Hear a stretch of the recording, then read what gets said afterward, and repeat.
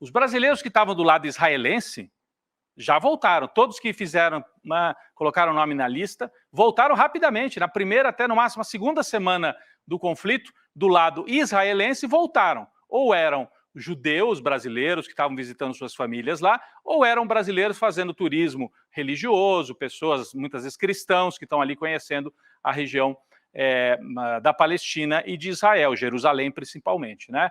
Mas do lado palestino, o Brasil organizou, descobriu que havia 34 aproximadamente brasileiros com a intenção de sair. Você se lembra, o Brasil organizou primeiro um ônibus, tirou as pessoas que estavam do lado norte, levou para o lado sul da faixa de Gaza, alugou uma casa, né, na região de Rafah, aliás duas, né, tem dois locais, Rafah e em Khan Yunis. São dois grupos de brasileiros ali muito próximos do portão, que é o portão de saída para o Egito.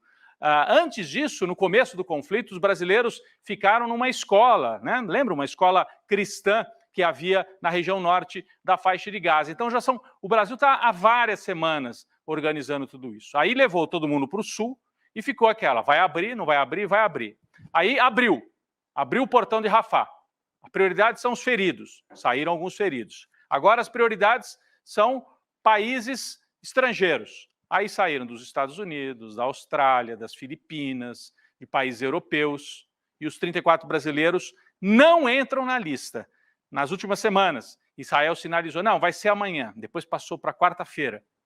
Hoje, já avisou que não, o Brasil não está na lista da saída de hoje. Pode ser amanhã. E com isso, ficam tentando arrancar um posicionamento ainda mais moderado do governo brasileiro. Qual será o limite para isso?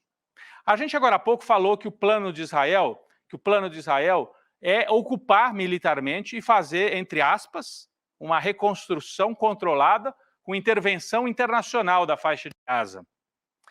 O presidente Lula já se manifestou sobre isso, diz que não aceita a ocupação permanente da faixa de Gaza.